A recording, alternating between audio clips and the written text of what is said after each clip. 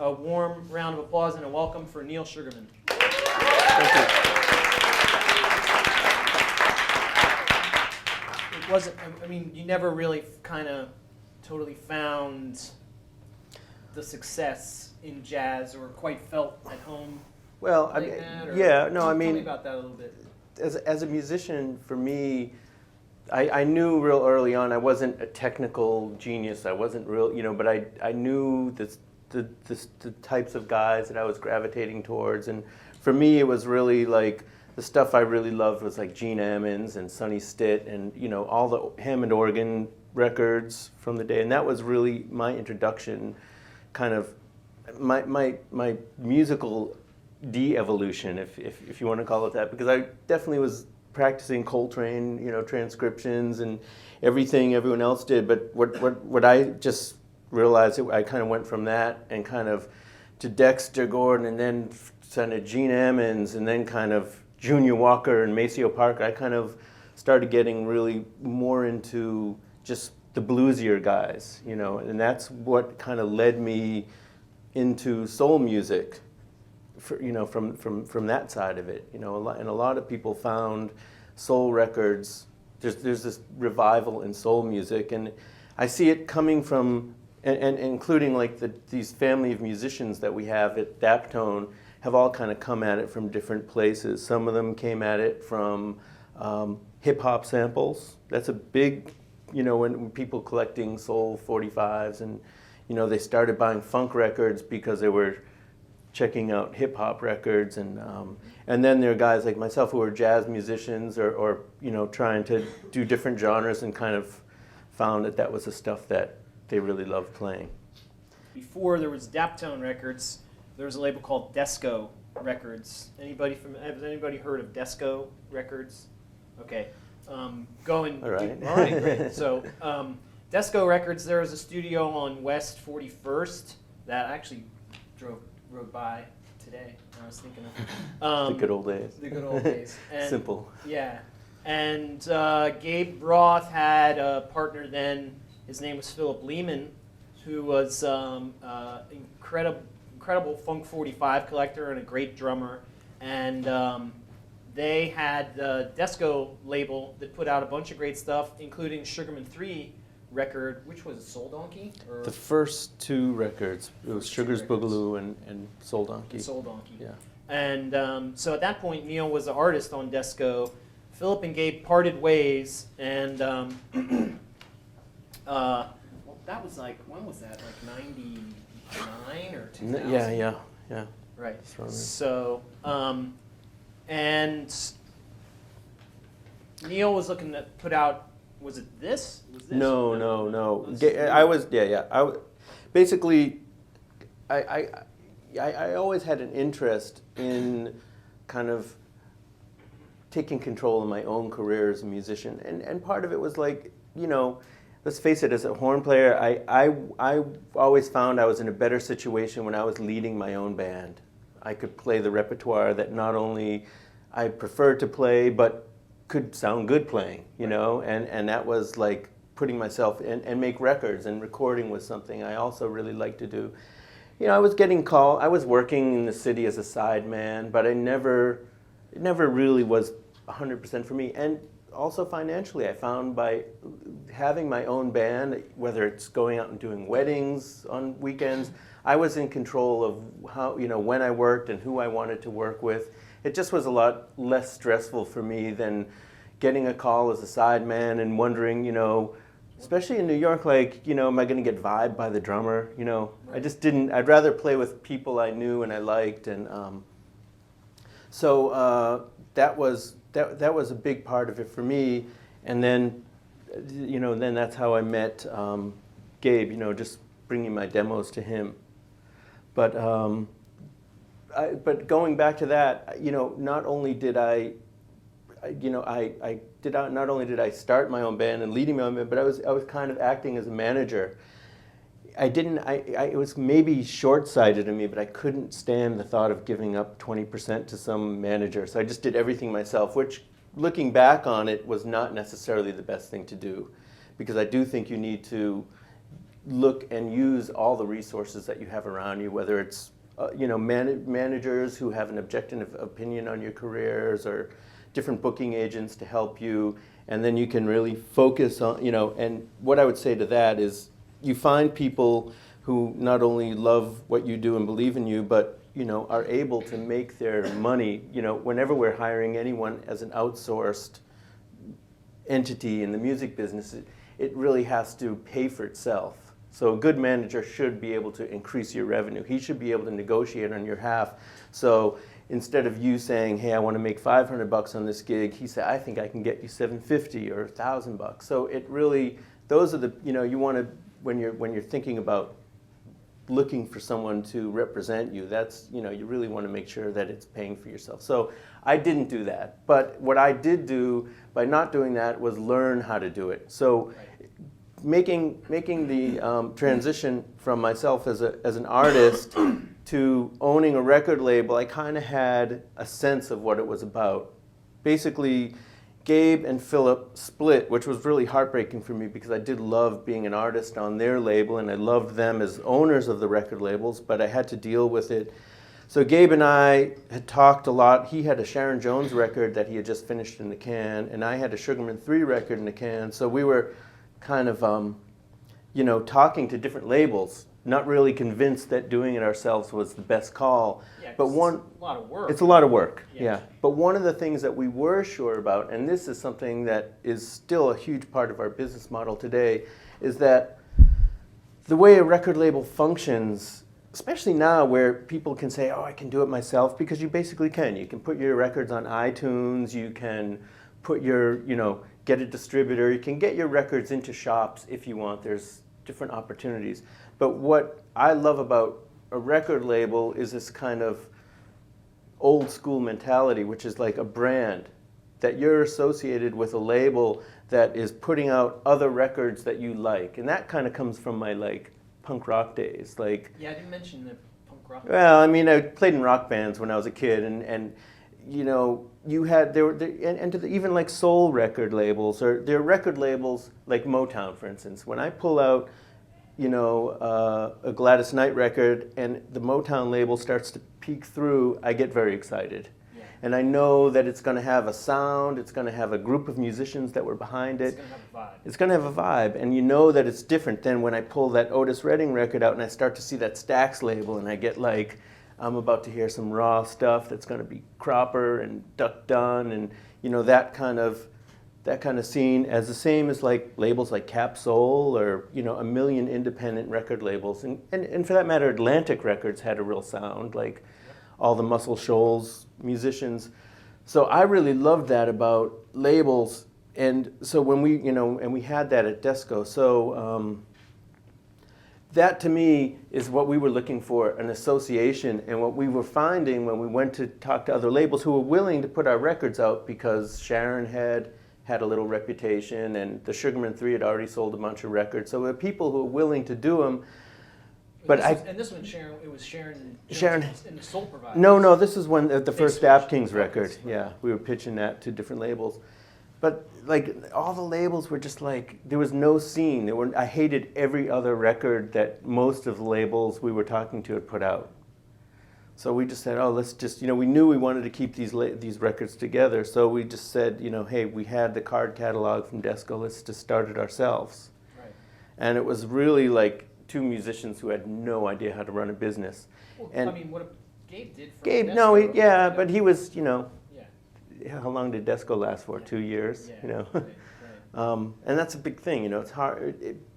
But looking back on it now, I think that was why we're still in business today, is that we didn't have this and I remember talking to some dude on a plane who was telling me about how he runs his business and how I think a lot of businesses were running, especially at that time. You would make a whole bunch of money, you take all the money, and then you take a bank loan against, to start the next year of capital, because assuming that your bank loan interest was less than, what you were going to, some BS that I didn't understand. But what we did is we pressed a 45, we sold it, put money in the bank, pressed another 45, had a little more money in the bank, pressed a third 45, and that's called sweat equity.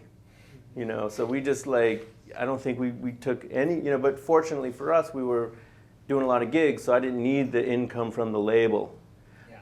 And, you know, I don't know if I was thinking that 10 years would pass and we'd be in the position we were in. You know, I could tell you that if 10 years passed, we would be making the same records. We'd be making records that sound like this. I knew that. We were real fortunate that people came to us, you know, because we weren't, I think that's still what keeps that Daptone, you know, one of the things that we're still very much about is maintaining the quality of the brand. So what is the Daptone sound? A raw, organic. It's funny you get that. Yeah, man. You know, it's definitely, you know, we record almost every record at the same studio in Bushwick here, and it's all analog. And yeah, it's hopefully, yeah, there's a rawness to it. There's an organic element to it because it's all cut live. There's definitely, hopefully, everyone's feeling there's a soulful aspect to it, and an honesty. I don't know. And as a record label, we always had a studio, and that's another disconnect.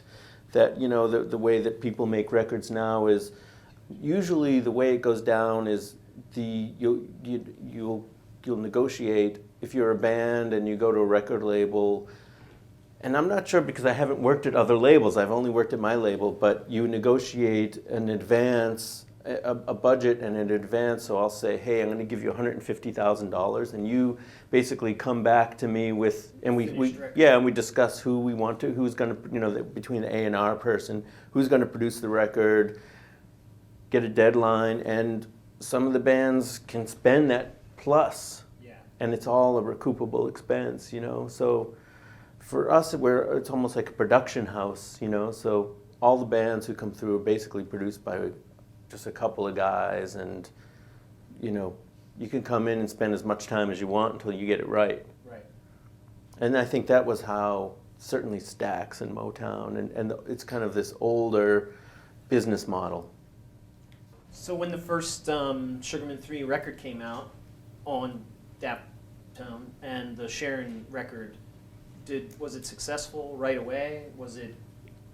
It was, you know. Did you get a good reaction? Yeah, we got, obviously the Sharon Jones stuff was like really took, you know, there was an immediate interest in it, and those records did well. I think that we were inexperienced, so we didn't know, you know, there's a real disadvantage to starting a record label, and I'm going to be straight with you. And the whole thing about the music business in general, you're dealing with a lot of emotion, you know, especially for us, because we were all sweating those records, you know. We were putting it out there because we were playing on them and selling them, so we kind of like had to take it off and negotiate, like, you know, which we want this much money for the records, but yet, you know, you still have the insecurities because you're playing on them.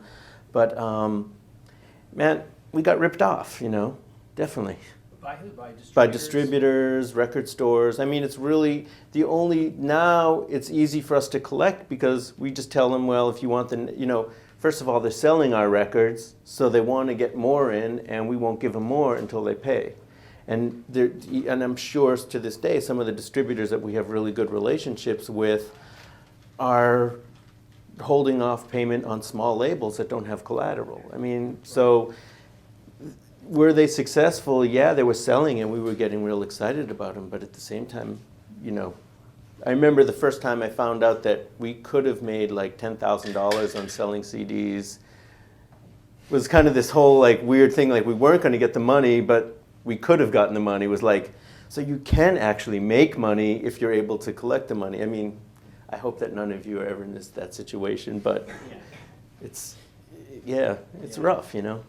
So, I mean, I don't want to discourage anyone, but no, just, you know, what you basically do is if you're selling records, you always short ship these people, and you keep a close eye on them, you know. What's short shipping? In other words, if they order 20, you send them 12. You know, you always need them coming back for more. Okay. Like, yeah. To this day, you know, it's still. Well, you have to have some, you know, because everyone, the only way they're gonna pay you so they get more of your stuff in.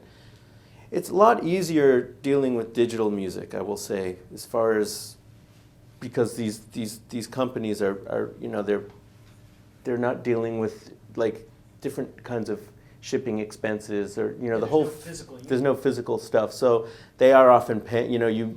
What you have to worry about is selling your music digitally is making sure you're getting you're getting a fair price, because if you, as an independent artist that didn't have a real record label or a catalog, I've seen it, they're going to say, we'll pay you 50% of your the download price, and that's not fair. You should be getting 80%.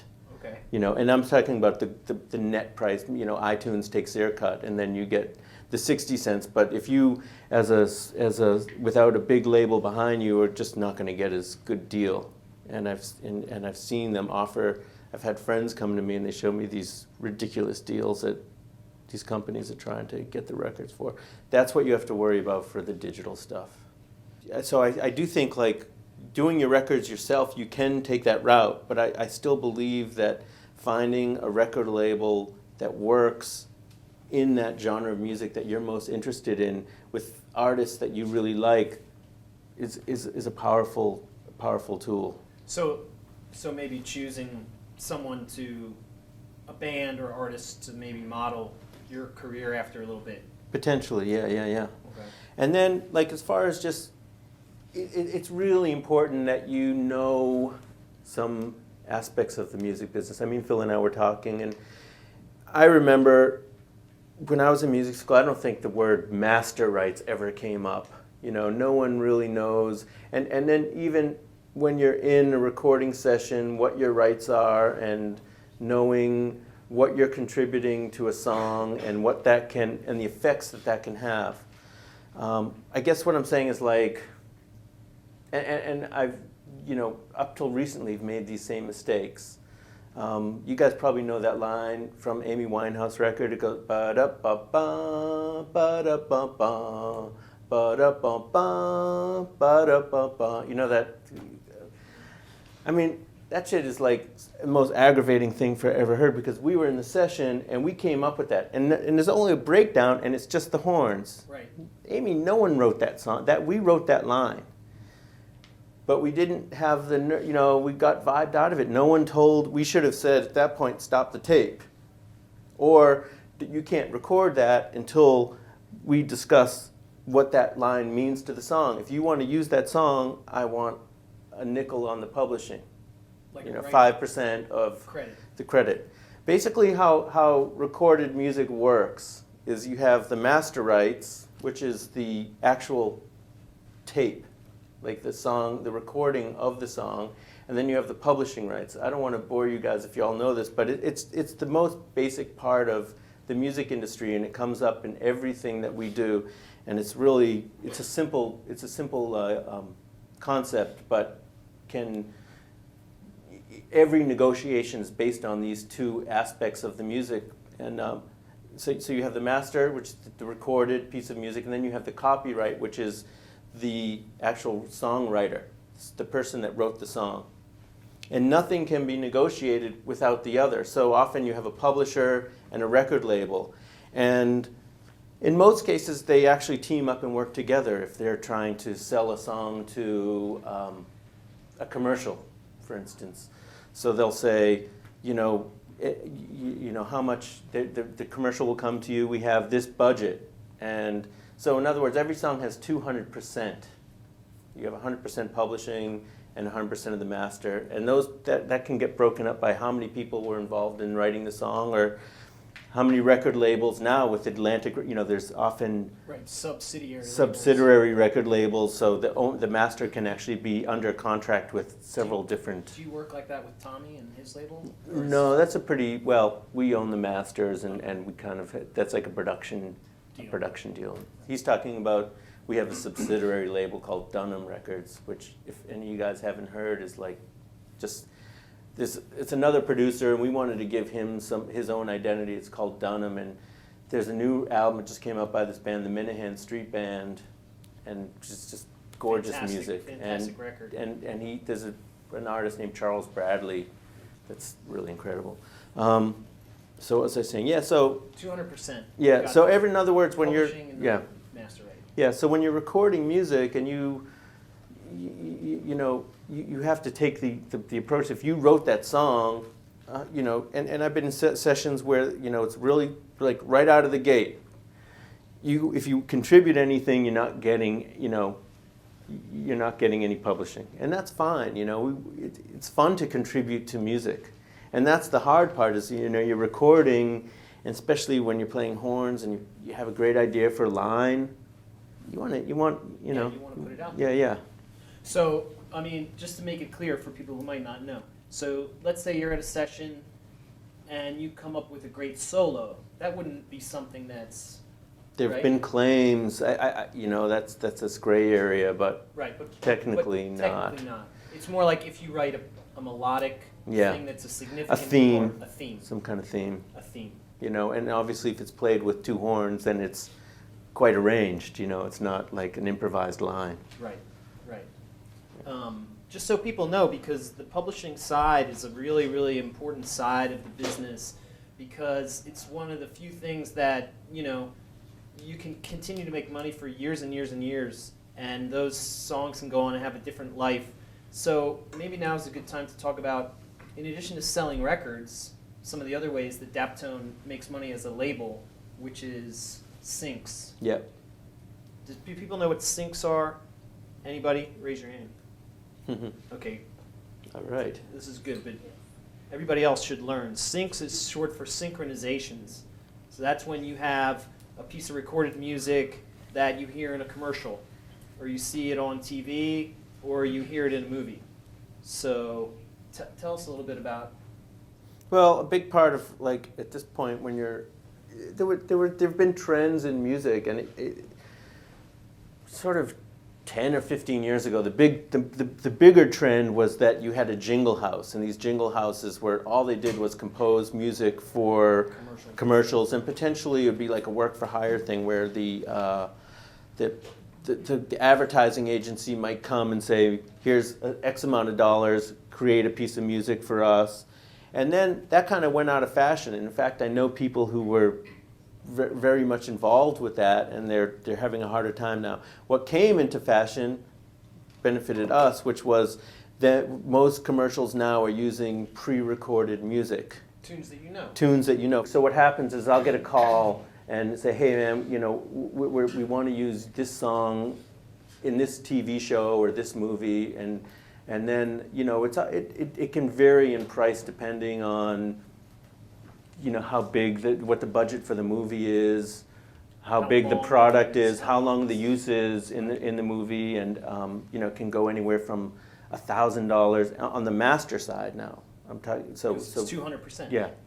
so it can go anywhere from $1,000 to $50,000 depending on what the use is. If I get a call from a studio who say, yeah, we want to use one of your songs in Damages, and okay, that's a pretty well-known TV show.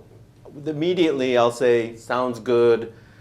Let me talk to the publisher because I have to clear it now. So I own the master. Daptone Records own the master. And I talk first of all, I'll contact my friend who wrote the song, most likely Gabe or Homer, one of the guys, and I'm like, yo, we got a live one. And they're like, great, because the publisher is the master, I'm gonna make, let's say, I say, okay, I'll talk to the publisher and we'll say, well, this is how much we got last time they used our song. So let's quote them $10,000 aside, or $20,000 all in. Now that means $10,000 for the master rights and $10,000 for the publishing. Now that's where the publisher walks away. If I wrote that song, I'm walking away with that whole amount, So that's why songwriting is, and the laws behind publishing were very well established. So being a songwriter is a really great way to make money.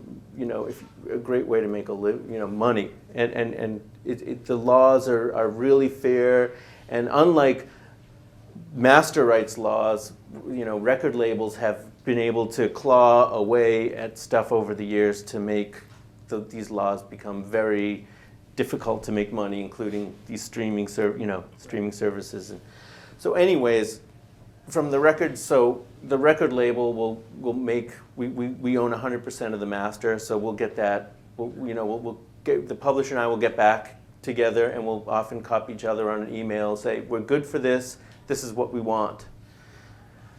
And hopefully they say, you have some negotiation, it might come back, come down. But then it's really nice, so we walk away with, $10,000 for the master and $10,000 for the publisher. The publisher will collect theirs. I'll collect mine. I split it with the artist. Usually on sync, when you're making a record deal, it's very standard that you ask for, you have a record royalty per record, how much money you're going to get for each sale. But for syncs, it's very standard that you would ask for 50% of the net revenue of the master side.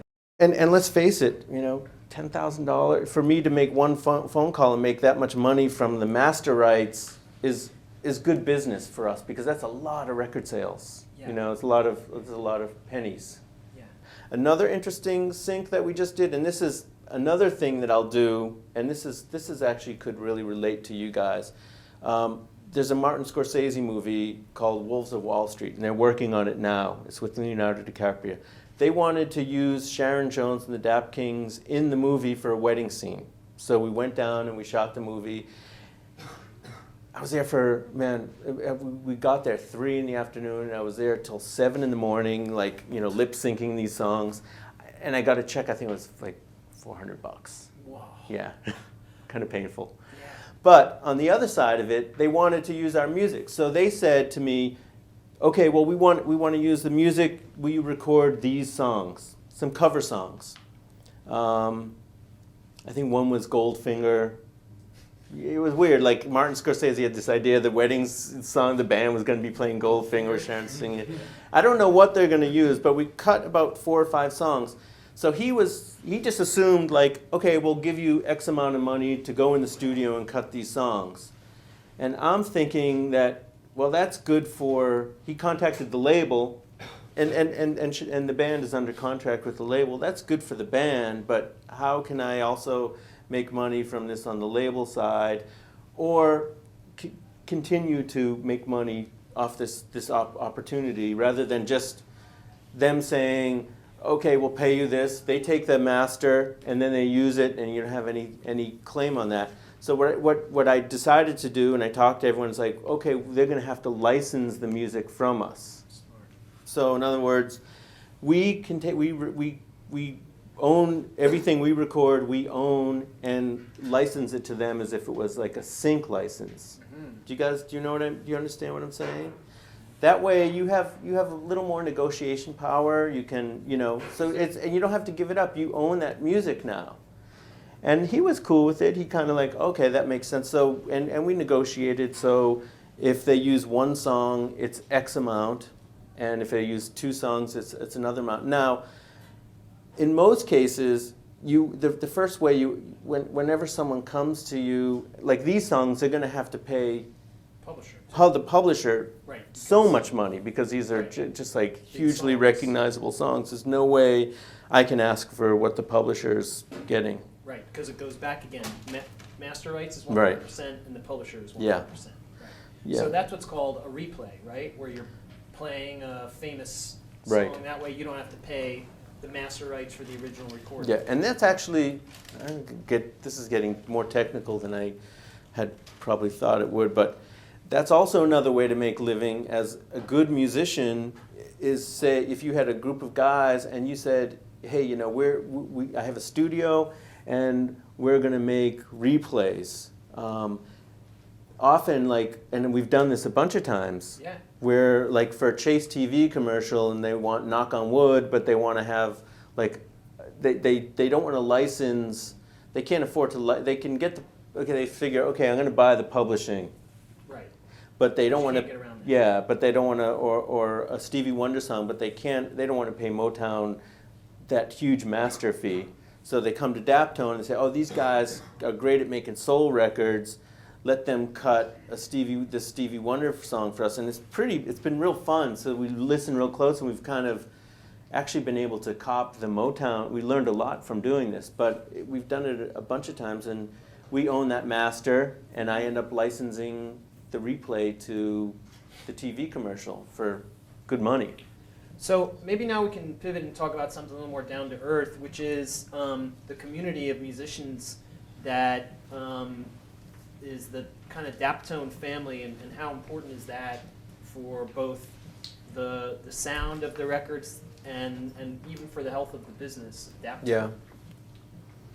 Yeah. Well, again, for those of you who don't know, it's a special label in that way that just sort of what I talked about is it's where everything was based around a scene and a mutual love of old soul records, and we basically started with this band called the Dap-Kings, and all the dudes in the band loved these kind of records, and we all found each other and started playing with this band, and then found this singer Sharon Jones, and it's been going great. I mean, we're playing great gigs, and the recordings are coming out great, and we're selling a bunch of records because people really like them. And all the musicians in the Dap-Kings kind of, as I said, it's a bunch of real creative guys, so everyone kind of had their own side projects. It's kind of like this family tree. And so you had like, the Dap-Kings, and then Homer, the drummer, originally had this band called the Mighty Imperials, and we put out their record. And I had a band called the Sugarman Three, so we put out those records. And Tommy Brennick started the band, the Budos band, so we put out their record. So it's kind of like it grew out, and a lot of the bands, like we just did a gig this past week. It was the very first time we got to do our own stage at a festival. It was a Daptone Super Soul Review, and it was, in fact, Charles Bradley, Budos. Sharon Jones The Dap-Kings, Budos band, Sugarman Three, and this new gospel group that we just signed, which is 3 women. So that was completely different. But I think Dave Guy, the trumpet player, played on every set. And even though he isn't in the band, he had sat in on the recording. So he was at the end of the gig. I was like, well, I know that now Dave can play 4 sets of music in one night. So you're gonna have to hold. Next time we do that, we're not bringing another trumpet player. And he's like, oh. But that was really exciting, and it was like a real big dream for us. As we've always talked about, like that was what we wanted to do.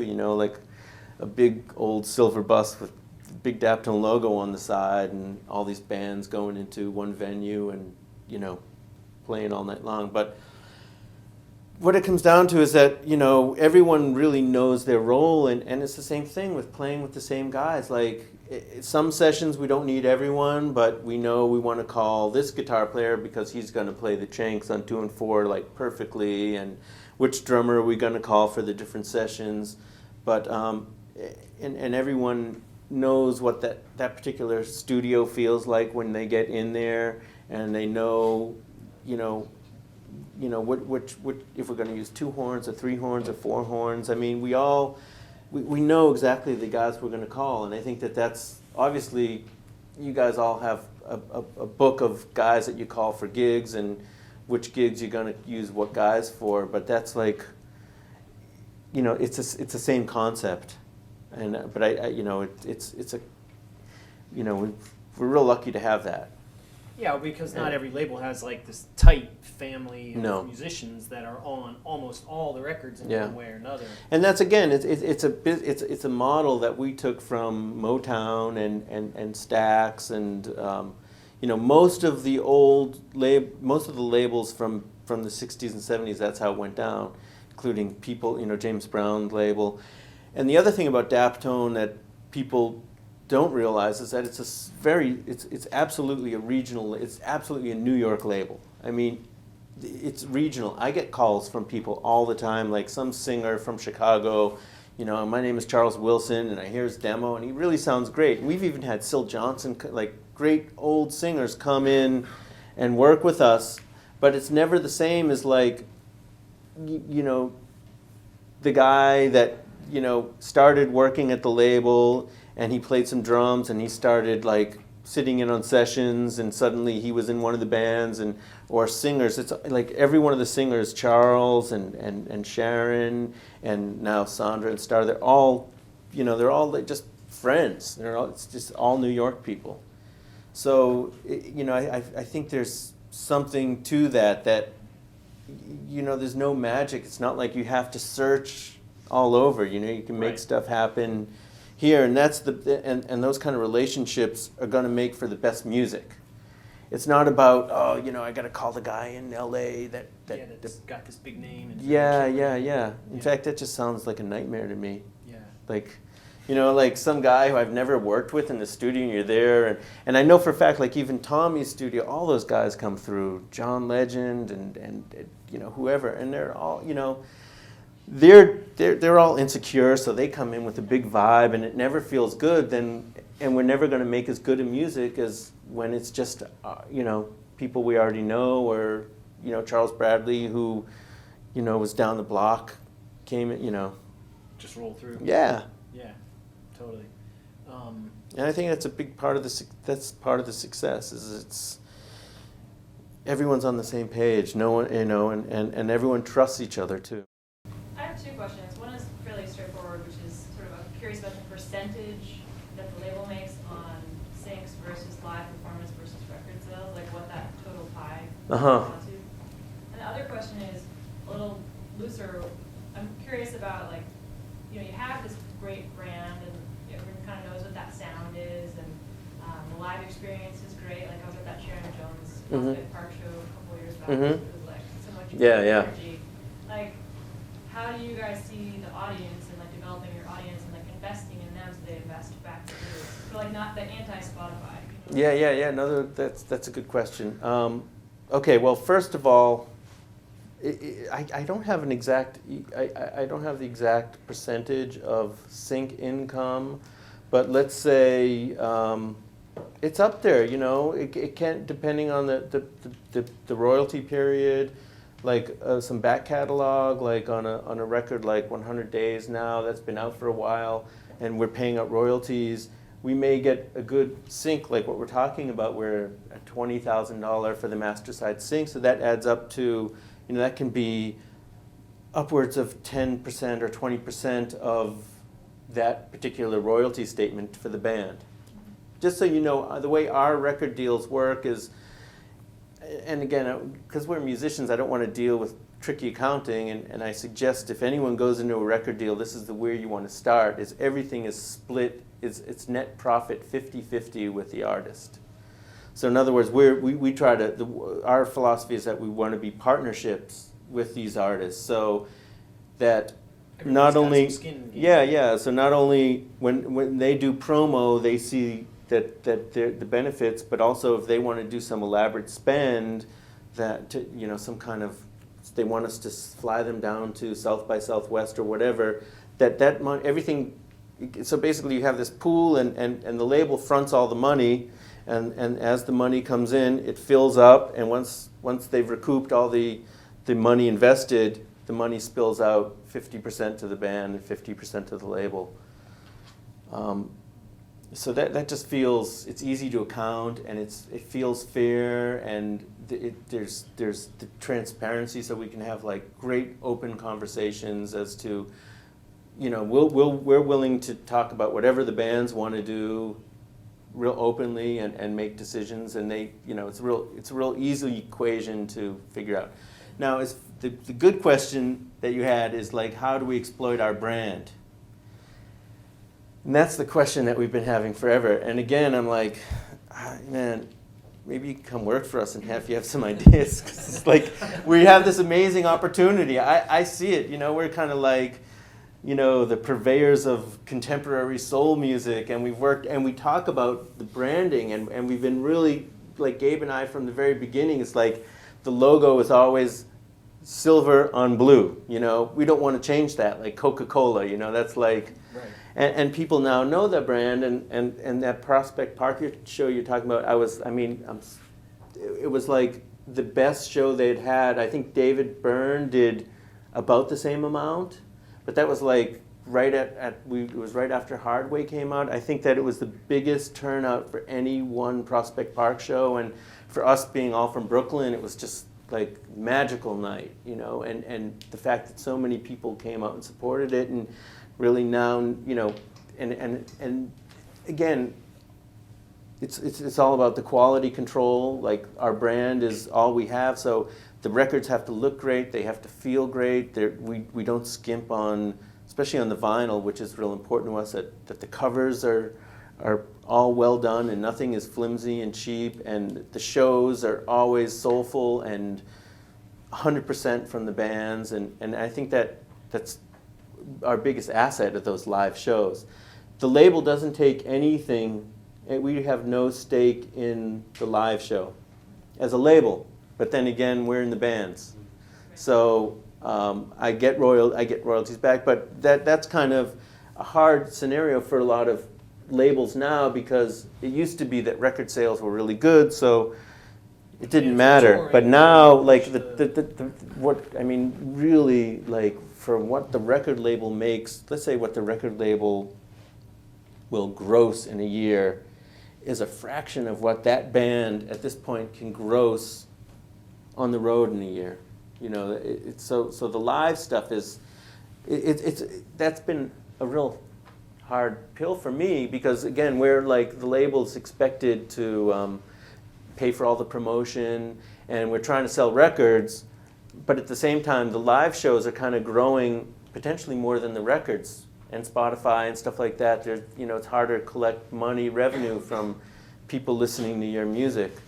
So, you know, trying to figure out, you know, but then again, I don't feel it ethically right for me to come in and try to manage any of these bands from the label perspective, because I think you need, you know, it's always weird when I hear about these, they're called 360-degree deals, which are a lot of the major labels, or a lot of record labels are asking that, And like Clear Channel. yeah, they supply, they want to give you the manager, but yet they work for the manager. So if they feel the band is bombing, they're going to take that manager and direct his attention elsewhere. Where I think you need that. Like, I'm in a weird position, because I'm talking to, we both know the bands, Sharon's, you know, we've basically put all our bands through one management company, and I'll have fights with him all the time.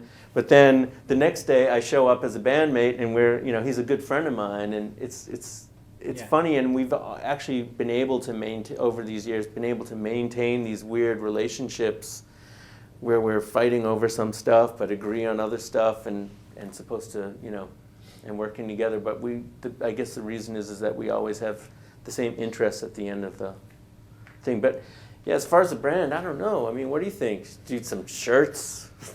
I don't know. Some merch. Yeah, no, I think about it. I'd like to, you know, I mean, but then again, you can get cheesy real fast too. And, you know, it's almost that time. It's been 10 years. I mean, record bags with Daptone logos. I don't know. I do see that there's potential, and it's a strategy. One of the things that we would like to do, and one of the things that's important for, you know, all of you guys, is kind of selling your own music online, and our record store becoming, hopefully, because we can brand our own record store, the Daptone Super Soul Superstore, you know, whatever, whether it's a pop-up store at the venue, or but more importantly, like, our online store is a place that you want to go to buy our records. And ultimately, the more we, you know, as we grow and we get more control of that, we can also, as we curate the records that we put out, we could curate